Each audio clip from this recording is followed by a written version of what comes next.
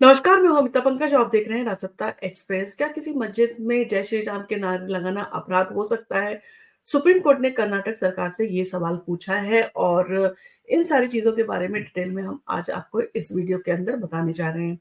तो कर्नाटक के दक्षिण कन्नड़ जिले के कड़ावा तालुका के रहने वाले हैदर अली द्वारा दायर की गई याचिका पर सुप्रीम कोर्ट में सुनवाई हुई और ये याचिका कर्नाटक हाईकोर्ट द्वारा मस्जिद में जय श्री राम के नारे लगाने के आरोप में दर्ज केस जो है वो रद्द किए जाने के खिलाफ दायर की गई थी और सुप्रीम कोर्ट ने फिलहाल मामले में जो है कोई आदेश देने से मना कर दिया है और कर्नाटक सरकार से जवाब तलब करने की जो है बात कही है।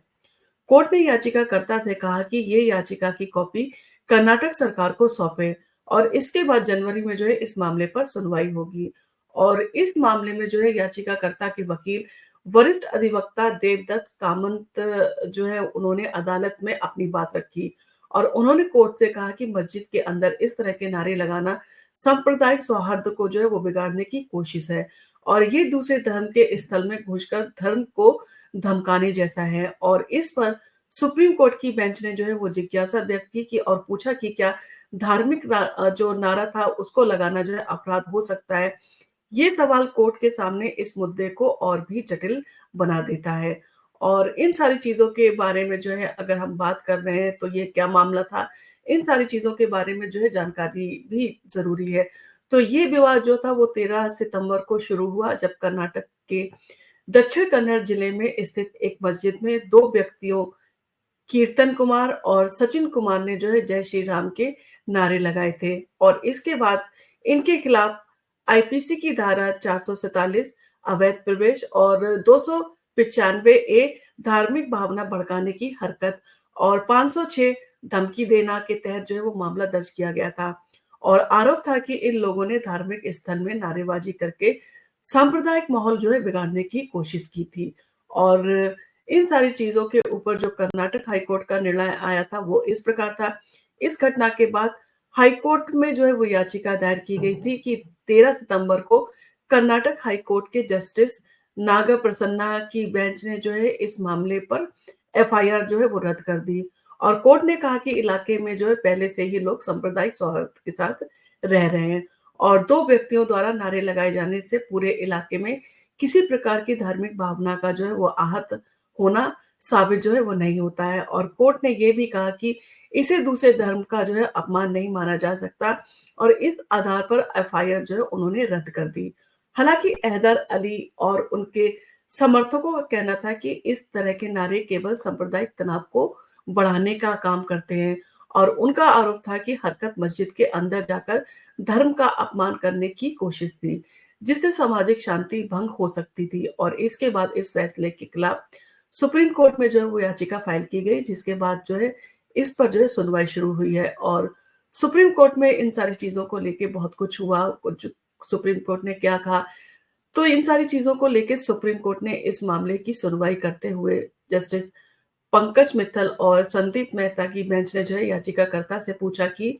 इस मामले को अपराध के रूप में वर्गीकृत किया जा सकता है। उन्होंने विशेष रूप से ये सवाल किया कि क्या नारे लगाना कोई सीधा जो है वो असर ना हो तो क्या ये कैसे माना जा सकता है कि ये एक अपराध है और इस पर जो है वो कामत ने कोर्ट को बताया कि इस मामले में जो है सीआरपीसी की धारा 442 का जो है वो गलत इस्तेमाल हुआ था और उनका कहना था कि जब जांच पूरी नहीं हुई थी तब तक हाईकोर्ट द्वारा जो है एफआईआर को रद्द कर देना जो है वो उचित नहीं था। पूरी कार्रवाई हो जाने के बाद में एफआईआर जब फाइल होती उसके बाद में जो है इसके ऊपर जो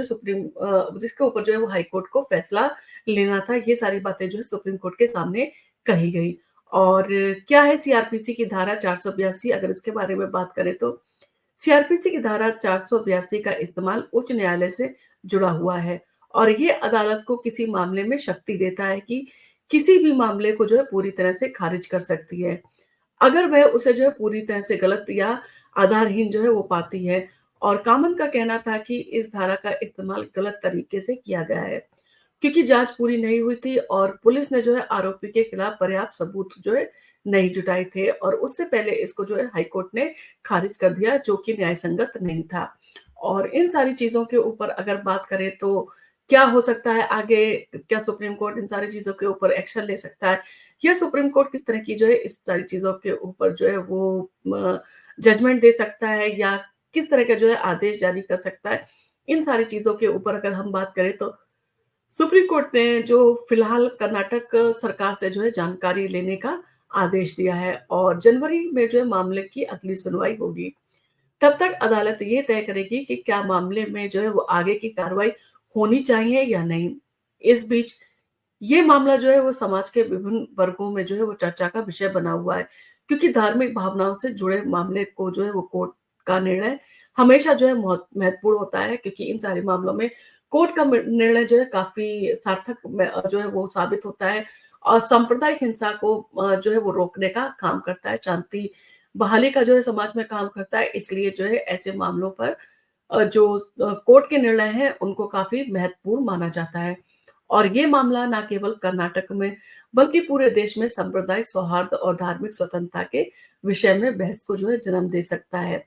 क्या किसी धार्मिक स्थल में इस तरह की घटनाओं को अपराध जो है वो माना जाना चाहिए? क्या नारेबाजी को जो है कानून की दृष्टि से अपराध माना जा सकता है? इन सवालों का उत्तर जो है आने वाली सुनवाई में जो है मिल सकता है। अभी तो ये फिलहाल सवाल बने हुए हैं और आपका इन सारी चीज़ों के ऊपर क्या कहना है? आपको लगता है कि इस तरह का अगर कोई हरकत करता है तो उसको इस तरह की चीज़ें नहीं करनी चाहिए?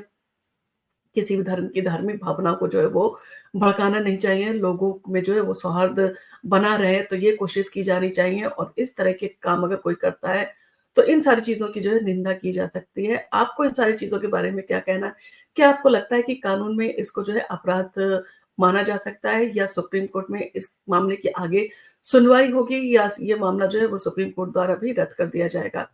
इन सारी चीज़ों के बारे में आपका जो भी विचार हो, आप हमें कमेंट करके बता सकते हैं। और आपको अगर हमारा वीडियो पसंद आया हो, तो आप इसको लाइक कीजिए, शेयर कीजिए, सब्सक्राइब कीजिए हमारे चैनल को। हम आपके लिए इसी तरह के वीडियो लेके आते रहेंगे। धन्यवाद।